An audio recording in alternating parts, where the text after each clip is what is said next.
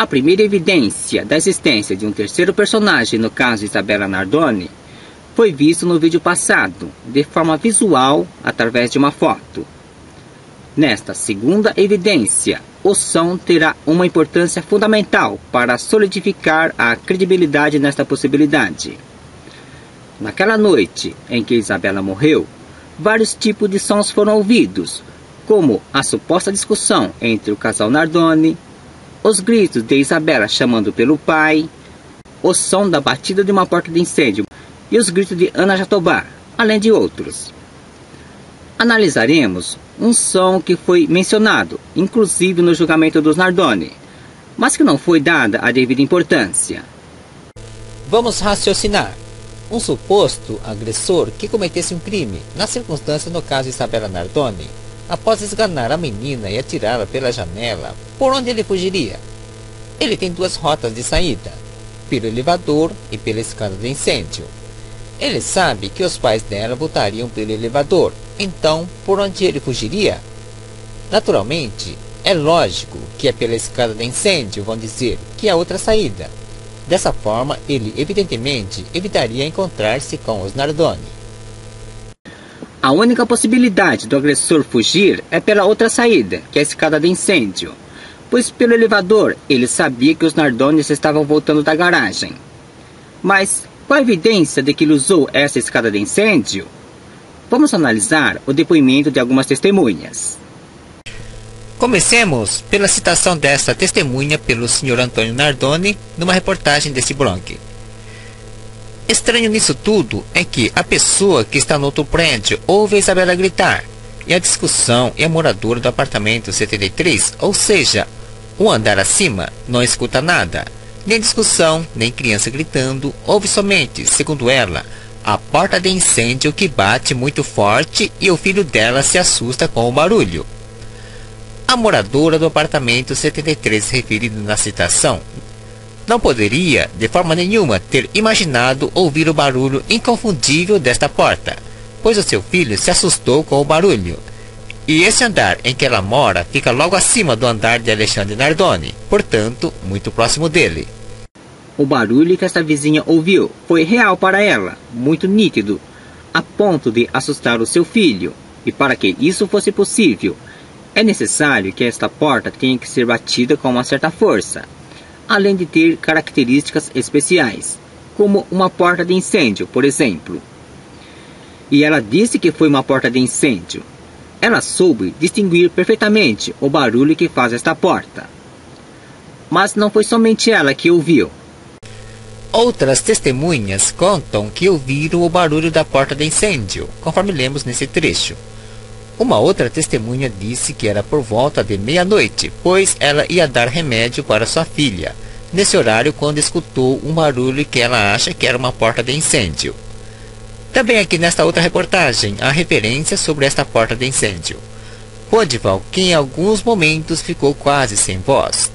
Também trouxe à baila o depoimento de uma das moradoras do edifício London, que disse ter escutado, na noite do crime, um barulho semelhante a de uma porta de incêndio batendo, como se alguém estivesse fugindo por ela.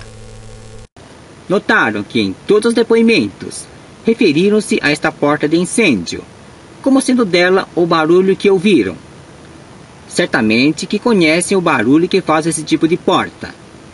E como é a porta de incêndio? Como é o som dessa porta de incêndio? Eis uma descrição dela nesse trecho da reportagem. Neste momento, Podival leu o depoimento da testemunha. Houve uma batida seca, como se fosse uma porta de incêndio. Temos aí então a primeira característica do som desse tipo de porta, quando bate. A porta de incêndio a que se referem é a porta corta-fogo, destinada a impedir que o fogo ou gases tóxicos provenientes da escada invadam o apartamento, ou que o fogo do apartamento passe para a escada de incêndio. Ela é feita de metal com especificações próprias para suportarem determinada temperatura. Assim, sendo de metal, certamente que se batida com força fará muito barulho, muito mais que uma porta comum. Alguém já bateu uma porta de incêndio para ver o barulho que faz? Note que se bater a porta corta-fogo com força, o barulho ecoará por quase todo o prédio, pois o som será conduzido pelo vão aberto da escada de incêndio, ainda mais num horário de bastante silêncio, que é quase meia-noite, quando a maioria das pessoas já estão dormindo ou preparando-se para dormir. Vejamos como fica o depoimento dessas testemunhas sobre esta porta de incêndio, ou porta corta-fogo, na linha do tempo, na versão do casal Nardoni. A vizinha do apartamento 73 não teve dúvidas de que ouviu o barulho da batida de uma porta de incêndio, ou porta corta-fogo, pois seu filho se assustou e vemos que ela mora logo acima do apartamento dos Nardoni e, além dela, outras testemunhas se referiram a ela. Notem a descrição desta testemunha. Como é que ela teve a impressão de que alguém estivesse fugindo por ela? Ela está descrevendo exatamente o que fez o agressor, fugindo pela porta de incêndio, após praticar o ato criminoso contra Isabela. E olha como complementa a sequência de outro depoimento, a da outra testemunha. Ela estimou até o horário do momento que ouviu o barulho da porta de incêndio, por volta da meia-noite. E qual o horário que tinha que sair o agressor antes de ser flagrado pelo casal Nardoni que estavam chegando? Pois vemos no gráfico deles, na linha do tempo, que vai dar na escala do tempo real, às 23 horas, 51 minutos e alguns segundos. Não é perto da meia-noite? Nesse horário, poucos estão ainda acordados, e dificilmente deixarão de ouvir o som da batida desta porta, que ecoará por toda a escada de incêndio, podendo até mesmo acordar alguns. E foram várias as pessoas que ouviram. A estimativa de tempo desta testemunha casa perfeitamente com a estimativa dos peritos, com a versão do casal Nardoni na linha do tempo. Vão dizer que também isto é uma coincidência? E por que estaria o agressor fugindo pela escada de incêndio? Vejamos a sequência dessa fuga pelo esquema vertical. O agressor foge com muita pressa pela porta de incêndio após cometer o crime contra Isabela. Por quê? Porque ele sabe que os Nardonis estão subindo pelo elevador, quando vê no mostrador digital do elevador que eles estão chegando. Apavorado, sai o mais rápido possível que pode pela porta de incêndio. Não dá tempo para fechar a porta de incêndio devagar, e a fecha rápido.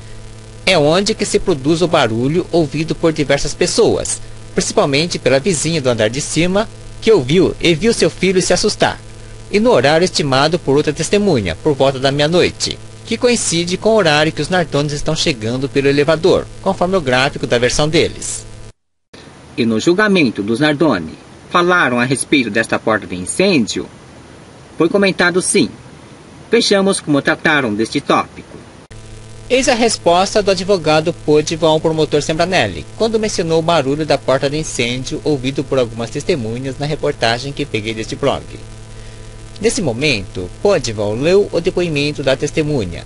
Ouviu uma batida seca como se fosse uma porta de incêndio. Nesse panorama, eu não consigo imaginar nada conclusivo. Dá para tirar. Sembranelli interrompeu e disse: "O senhor está sugerindo que era um terceiro que desceu ao 6º andar e fugiu por essa porta?" E olha só como responde o advogado Podival, diante da firmeza dessa pergunta do promotor Sembranelli. Podival responde: "Pode ser que a porta tenha batido, pode ser que alguém tenha fugido, pode ser que alguém tenha ido jogar o lixo. O que realmente foi, eu não sei." O advogado Podival murchou diante do tom do questionamento do promotor, a ponto dele mesmo colocar em dúvida se realmente alguém fugiu pela porta de incêndio. Assim não dá. O advogado Podival perdeu uma excelente chance de se consagrar, por não ter capacidade para argumentar um dos pontos mais fundamentais na defesa do casal Nardoni. E qual foi a justificativa da delegada ao ser questionada a respeito das testemunhas que disseram ter ouvido o barulho da batida de uma porta de incêndio? Quando o advogado Podival questionou o barulho da porta de incêndio no julgamento dos Nardoni, lemos a justificativa da delegada Renata Pontes nesta reportagem. É claro que ninguém, graças a Deus, sabe qual é o som de uma criança caindo. Pode ter sido uma porta de incêndio? Pode, disse ela, após ter sido questionada pelo advogado do casal Roberto Podival sobre se vizinhos não poderiam ter ouvido o barulho de uma porta de incêndio batendo próximo ao momento da queda de Isabela, o que poderia representar uma terceira pessoa na cena do crime. Nesta outra reportagem de O Globo lemos: ela esclareceu também o depoimento de uma vizinha que teria ouvido o barulho de uma porta de incêndio na noite do crime. Segundo a delegada, é impossível dizer que se tratava da batida de uma porta. Segundo ela, o som pode ter sido da queda de Isabela do 6º andar. Vocês concordam com o que diz a delegada Renata Pontes? De que todas essas pessoas, moradoras do edifício onde ocorreu este fato, todas elas se confundiram, e que o barulho que ouviram não é de uma porta de incêndio, e sim da queda de Isabela? Tem alguma semelhança? A delegada não esteve na ocasião no local e, portanto, não ouviu barulho. Como pode ela presumir que todos aqueles que ouviram se enganaram? Vocês concordam com o que diz a delegada ou com todos aqueles que afirmam terem ouvido o som da porta de incêndio, que alguém bateu com força, fugindo pela escada de incêndio? Eu não consegui pegar o som da porta de incêndio na internet. Portanto, se alguém quiser e puder colaborar, poderia fazer um vídeo comparando o som desses dois tipos de portas,